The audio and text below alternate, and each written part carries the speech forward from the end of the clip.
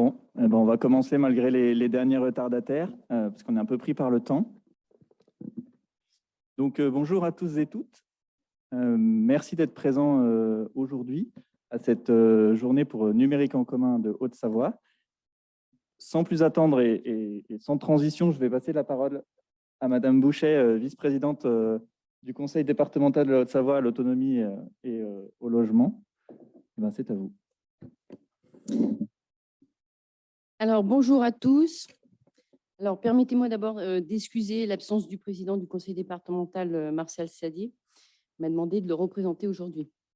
Donc, je suis Estelle Boucher, vice-présidente en charge de l'autonomie, du logement et puis bien sûr membre de la commission des affaires sociales.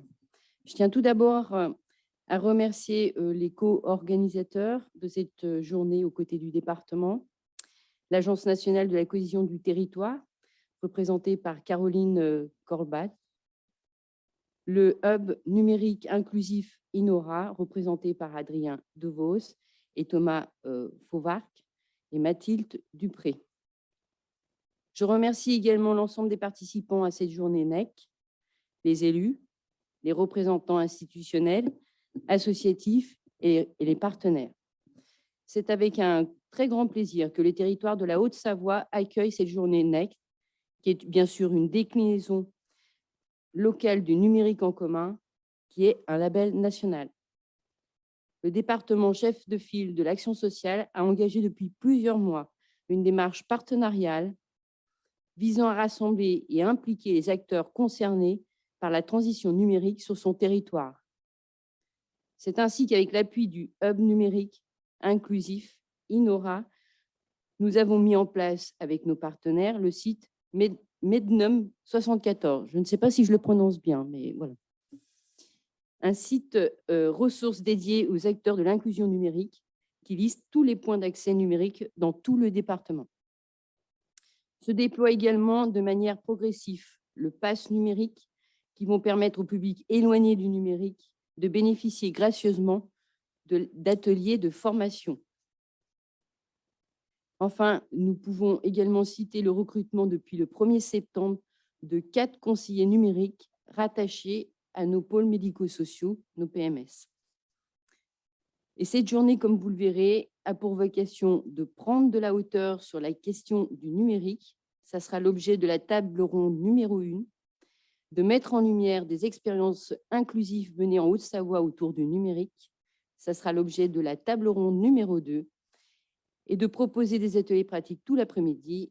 Comme vous le verrez, plusieurs partenaires se sont mobilisés. D'ailleurs, je tiens à les remercier. Il y a une quinzaine d'intervenants qui vont animer cette journée. Voilà, je vais pas faire plus long. Je vous souhaite en tout cas un excellent travail et j'espère que cette journée permettra d'envisager des perspectives de travail structurantes pour la suite. On le sait, le partenariat est plus que jamais un facteur de réussite. Bonne journée.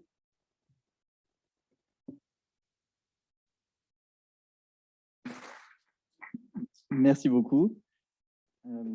Alors, on va passer la parole à Caroline de la NCT. Alors, 2 petites secondes pour les manips. Est-ce que Caroline, tu nous entends?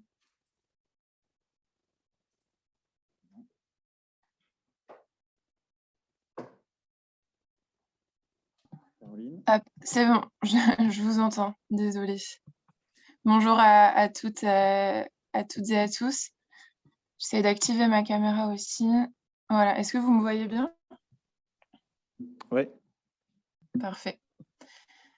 Bonjour à tous et à tous, Madame la vice-présidente. Donc, je suis Caroline Corbal, je travaille à l'Agence nationale de la cohésion des territoires, plus spécifiquement au sein du programme Société numérique. Donc, concrètement, nous mettons en œuvre depuis 3 ans maintenant la politique publique nationale d'inclusion numérique. Et nous sommes sincèrement désolés et déçus de ne pas pouvoir participer à ce NEC Haute-Savoie en présentiel. Mais une partie de l'équipe et de l'NCT est tout de même présente puisque l'équipe d'Aidants Connect est avec vous aujourd'hui et animera un atelier cet après-midi. Donc, en introduction de cette journée numérique en commun, je souhaitais partager avec vous 2 éléments de contexte. Le premier sur le volet inclusion numérique du plan de relance. Comme vous le savez tous, la crise sanitaire a renforcé drastiquement un constat qu'on connaissait déjà et qui est que le numérique est vraiment déterminant dans le quotidien des Français, que ce soit en matière d'accès aux droits, mais également pour accéder à un ensemble de choses comme la santé, l'éducation, la culture. Et donc, l'accompagnement vers l'autonomie des citoyens en matière d'outils et d'usage numérique est une priorité. Donc, priorité à laquelle le plan de relance apporte des moyens inédits avec 250 millions d'euros supplémentaires qui sont venus ou viennent renforcer les dispositifs déjà existants partout en France et créer aussi de nouveaux dispositifs. Donc, c'est dans ce cadre-là que sont recrutés et formés 4 000 conseillers numériques France Service. Donc, Madame la vice-présidente en parlait juste avant. Donc, au niveau national, plus de 3 800 sont aujourd'hui recrutés ou en cours de recrutement et plus de 2 000 sont en cours de formation. En Haute-Savoie, ce seront environ 33 professionnels qui accompagneront au quotidien les Hauts-Savoyards. Et certains, nous le savons, sont présents ce matin à Annecy, donc bienvenue à vous dans la communauté numérique en commun. Toujours dans le cadre du plan de relance, vous informez aussi que plusieurs actions sont en cours pour l'outillage du secteur de la médiation numérique, avec notamment plusieurs appels à projets qui peuvent vous intéresser directement. Donc, tout d'abord, l'acquisition d'équipements physiques pour les médiateurs numériques. Donc là, il s'agit d'équipements, de mobilier qui ont été designés par des designers. Les plans sont entièrement disponibles en open source et ils sont fabricables par des tiers-lieux, donc en circuit court, donc des tiers-lieux près de chez vous. Les collectivités territoriales peuvent les commander dès aujourd'hui. Donc, vous verrez, vous retrouverez toutes les informations sur le site de l'ANCT. Il y a 3 types de mobilier d'équipements qui ont été imaginés pour vraiment faciliter le travail des médiateurs numériques, puisqu'on sait que souvent, c'est assez compliqué de transporter son matériel et d'avoir un matériel vraiment adapté à la pratique du métier de médiateur numérique. Autre chantier, c'est celui du matériel reconditionné.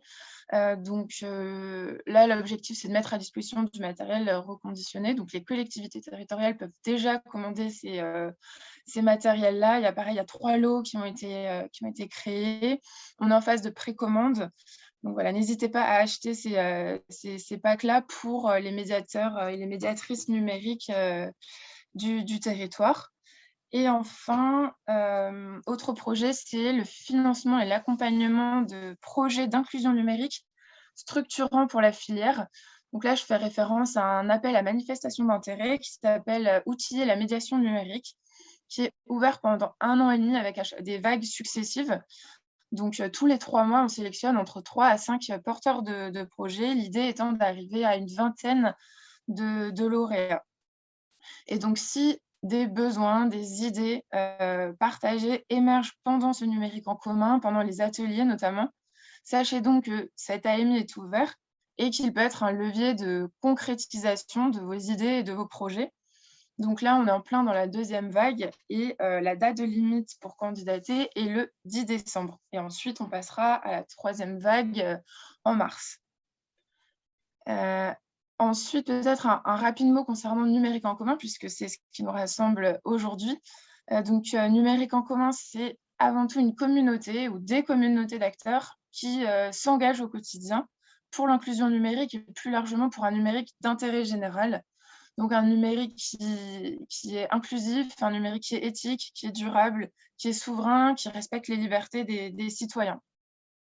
Donc, pour illustrer concrètement, NEC National avait lieu le mois dernier en Charente et parmi les axes clés de travail, on a plusieurs défis ont été relevés par les acteurs, notamment autour de l'ouverture des données d'inclusion numérique avec tout un travail sur leur réutilisation pour des politiques publiques sur mesure, l'accessibilité des services numériques aussi, notamment tous les services numériques d'inclusion numérique qui existent aujourd'hui et dont certains ne sont pas forcément accessibles aussi aux personnes en situation de handicap. Aussi l'ancrage territorial des dispositifs, notamment des dispositifs nationaux. Et c'est vraiment l'objectif de discuter de leur pérennité, de les mettre au défi. La création aussi de filières durables et locales de reconditionnement informatique, l'émergence de communs numériques, comment est-ce qu'on favorise le modèle le choix, comment est-ce qu'on s'assure que les acteurs puissent faire le choix des communs numériques. La question aussi de l'accompagnement de certains types de publics, donc les personnes allophones ou encore les personnes en situation de handicap, etc. Donc, je suis certaine que au regard de la programmation d'aujourd'hui, que beaucoup de croisements pourront être réalisés avec le NEC d'aujourd'hui. L'objectif, c'est vraiment de permettre aux acteurs publics, aux agents, aux élus, aux opérateurs de services publics, aux entreprises, aux porteurs de tiers-lieux, aux professionnels de l'inclusion numérique, aux associations, aux chercheurs aussi, de se rassembler pour créer les outils, les cadres de collaboration nécessaires pour agir ensemble pour ce fameux numérique d'intérêt général.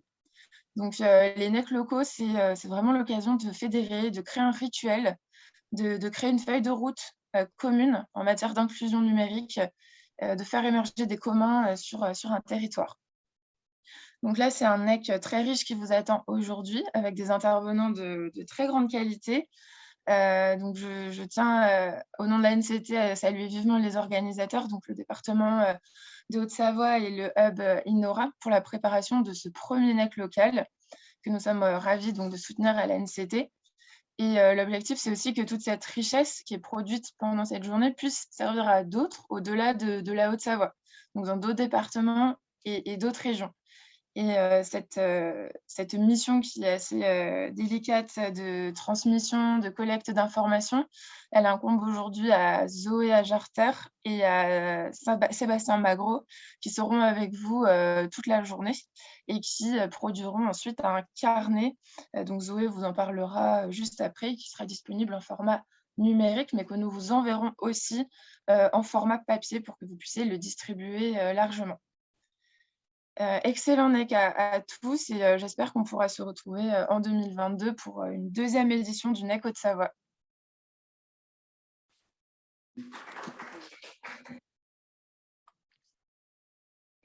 Merci Caroline. Je passe tout de suite la parole à Zoé.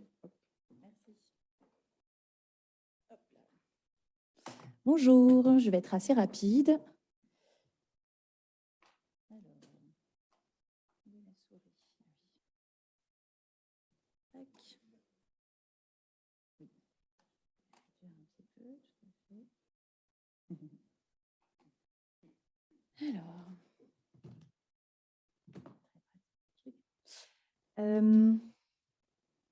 Voilà. Bon, du coup, bonjour à toutes et à tous. Je suis Zoé Gerter. Ah oui, ça ne marche pas comme ça. Hop. Très rapidement, je suis designer, c'est mon métier, et chercheuse, entre autres, au sein d'une chaire qui est la chaire Innovation publique. Et je suis donc aujourd'hui parmi vous avec mon collègue Sébastien Magro, qui est journaliste et rédacteur indépendant et qui est là. Voilà. Alors, pourquoi est-ce qu'on est là aujourd'hui? En fait, on fait tous les deux partie de l'équipe de rédaction des carnets NEC. Alors, les carnets, cette équipe, elle est missionnée par le programme Mission Société Numérique. Et c'est en tant que duo qu'on va essayer de porter un double regard de journalistes et de chercheurs et designers sur l'événement d'aujourd'hui. Sachant qu'effectivement, l'idée, c'est que chaque NEC local voit venir 2 personnes de cette équipe de rédaction pour proposer un double regard. Alors, plus concrètement, quel est l'objectif de ces carnets NEC?